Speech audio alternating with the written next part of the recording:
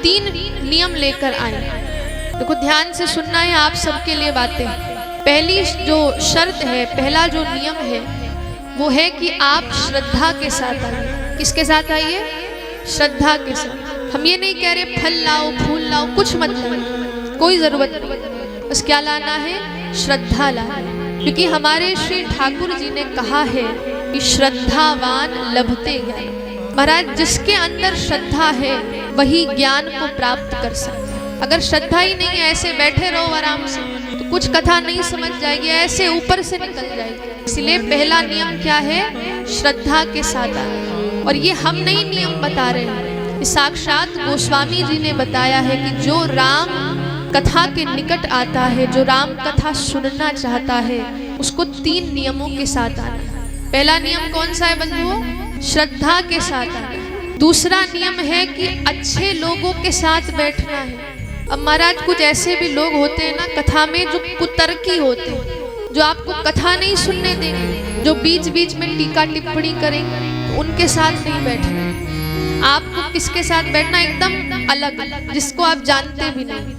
क्योंकि अगर आप ऐसे व्यक्ति के साथ बैठोगे जिसको आप जानते हो, तो क्या होगा? घर की बातें चली जाएंगी, घर की बातें शुरू हो जाएंगी। तो इसलिए जिसको हम जानते हैं उसके साथ कदापि मत बैठना राम कथा। क्योंकि यहाँ पर हम बातें नहीं करने आए हैं, हम यहाँ पर सिर्फ सुनने आए हैं। और तीसरी जो शर्त है वो है प्रेम।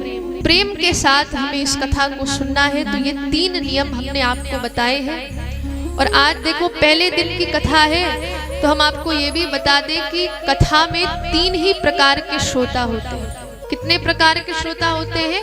3 प्रकार के। और ये ध्यान से आपको सुनना है। जो सुनने वाले आप सब बैठे हो, उनको 3 प्रकार में विभाजित किया जाता है। पहला जो प्रकार है उसको कहते हैं श्रोता। क्या कहते हैं बंधुओं? जोर से बोलिए, श्रोता।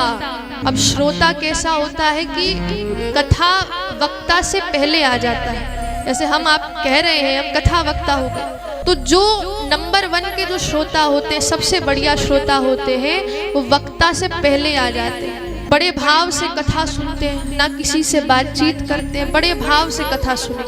और हमने तो ऐसे भी लोग देखे जो अपना आसन ला के बैठ जाते, किसी से ना बातचीत, बस भाव से कथा सुनते हैं। जब मन में भाव आया तो राम जी के लिए रोने लगते हैं, जब मन में भाव आया तो राम जी के लिए हंसने लगते हैं, और जब मन में खूब भाव आया तो महाराज राम जी के लिए नृत्य भी करने लगते हैं। और जो नंबर 1 के श्रोता होते हैं वो राम कथा में सबसे पहले आते हैं, और जब सब चले जाते हैं तो सबसे आखिरी में जाते हैं। तो ये कौन हो गए?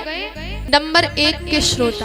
अब जो दूसरे प्रकार के सुनने वाले होते हैं उनको क्या कहते हैं? सरोता। क्या कहते हैं? सरोता कहते हैं। अब महाराज वो कैसे होते हैं? तो कहा कि जो सरोता होते हैं वो कथा में आते हैं। महाराज कथा में आएंगे पर कथा सुनने नहीं आएंगे। क्यों आते हैं? कमी निकालने आते हैं। क्यों आते हैं बंधुओं? कमी निकालने। अरे वो आते हैं कि ये अच्छा नहीं लगा है, ये टेंट अच्छा नहीं लगा है, ये गुब्बारे अच्छे नहीं लगे, रंग अच्छा नहीं लगा। तो वो आते ही क्यों हैं? कमी निकालने। और जब आयोजक के ऊपर कमी निकाल देते, फिर वक्ता के ऊपर कमी निकालते, अरे ये कथा तो हम जानते ही हैं, इससे अच्छा तो हम ही कथा कह देते। तो महाराज जो सरोता होते हैं वो क्यों आते हैं? महाराज सिर्फ टीका टिप्पणी करते हैं, सिर्फ फालतू की बातें करते हैं, ना खुद कथा सुनते हैं और ना दूसरों को सुनने देते। तो ये दूसरे प्रकार के श्रोता हो गए। और महाराज तीसरे प्रकार के जो श्रोता होते हैं वो तो सबसे बढ़िया होते हैं। अब वो कौन होते हैं? तो वो कैसे होते हैं? उनका नाम है सोता।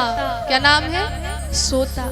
वो राम कथा में आते हैं, वो भी आते हैं। और महाराज घर में बच्चे सोने नहीं देते, अब घरवाली सोने नहीं देती, कहती है जाओ ये काम कर दो, अब संडे का दिन मिला है, अब संडे के दिन में सोचा कि बढ़िया आराम करेंगे, बढ़िया पलंग में सो जाएंगे, आराम करेंगे। और महाराज घरवाली कहती नहीं बाजार जाओ, सब्जी लेकर आओ, ये लेकर आओ, हमको घुमाने ले जाओ। अब बेचारा क्या करे? तो उसने सोचा बढ़िया पाराग्राम में कथा हो रही है तो वहीं चले जाते हैं, अब वहाँ पर कोई डिस्टर्ब भी नहीं करेगा। वहाँ आते हैं बढ़िया, और ऐसी जगह खोजते हैं जहाँ पर उनकी पीठ को आराम मिल जाए। अब ऐसी जगह खोजी और बैठ गए। अब बढ़िया राम कथा चल रही है, भजन चल रहे हैं, तो धीरे धीरे जो उनकी रीढ़ की हड्डी है वो झुकने लगती है। अब झुकने लगती है, फिर धीरे धीरे उनको नींद आने लगती है। तो वो कथा में आते क्यों हैं?